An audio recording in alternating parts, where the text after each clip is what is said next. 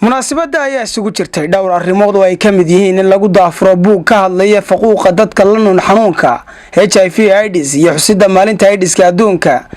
munaasabada oo ka dhacday xarunta hay'adda cilmi baarista Puntland ee BDRC waxaa ka qayb galay madaxweyne ku-xigeenka Puntland, gudoomiyaha baarlamaanka iyo waliba mas'uuliyiin ka tirsan Puntland. ugu horreyn waxaa khudbad dhinacyo badan taabanaysa ka soo jeediyay munaasabada agaasimaha hay'adda la dagaalanka AIDS-ka Puntland ee BAC Cabdilqaadir Maxamed Bulshe.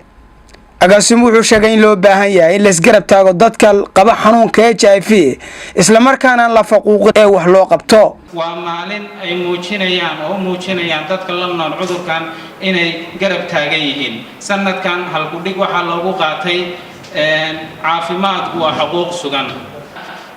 sidii loo gaari lahaa 1990 waxa la dhaho 390 oo ah goolkeena ugu dambeeya oo aan rabno adduunka oo dhan in lagu curibtiro HIV 2030ka. 90 kaas waxa weeye boqolkiiba 90 dadku inay isbaaraan, asaguna in viral loadkii la yareeyo oo monitoring lagu sameeyo si cudurkan u yaraado.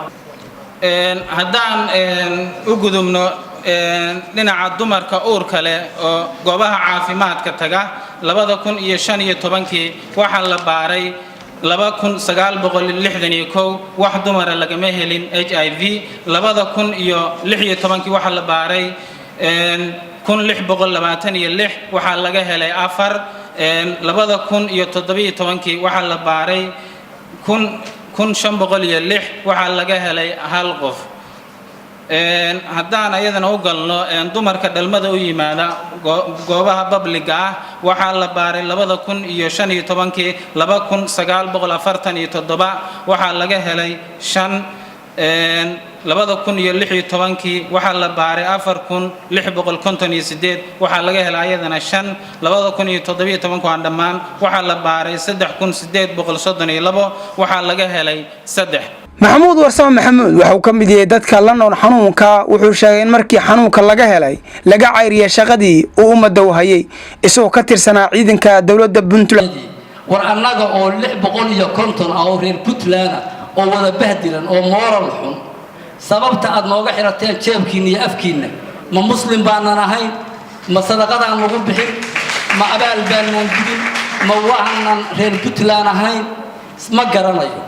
laakiin waxaan ku khasbanahay waxa danta 650 oo huwan 1500 oo ilmood oo mujtamaci ku dhaxnool waxa danta oo inaana cidna uga haybaysan oo ka hadlo.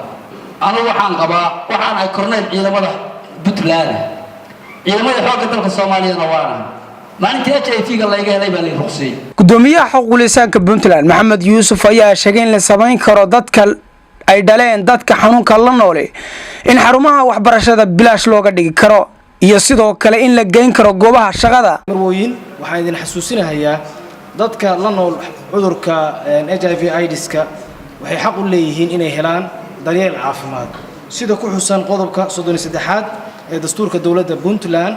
laakiin shaqada xafiiska difaaca xuquuqda aadanaha Puntland waxaa ka mid ah in qofka la discriminate gareeyo ama qofka cabashada qaba muwaadinka ah oo dulmiga gaarka tirsanaya in dulmigiisa wax laga qabto. ugu dambeyntii madaxweyne ku-xigeenka Puntland Injineer Cabdixakiin Cabdullaahi Xaaji Cumar Camey oo munaasabada soo xidhay waxa uu sheegay in loo baahan yahay in la isgarab taago dadkan la nool xanuunka HIV ay dawladuna wixii karaankeeda samayn doonto. in qofna lagu fuqooqo waxa Ilaahay u keenay looma baahna. laakiin waxaan leeyahay dadka isguursanaya inay isbaadhaan, ninkuna isbaadho gabadhuna ay isbaarto si wax iman lahaa looga hortago. waxaan halkan maanta kaga dhawaaqayaa cid kastaba ha ahaatee qof dawlad u shaqeeya oo xanuunsaday xanuunku noocu doonaba ha ahaadee haddii la eryado aniga bari ii kaale haddii Ilaahay ogolaado. 1 bisha December waxaa loo dabaaldegaa maalinta caalamiga ah ee AIDS-ka adduunka. Cabdiqani Axmed Maxamed, Fantastico, Kalson TV, Garowe.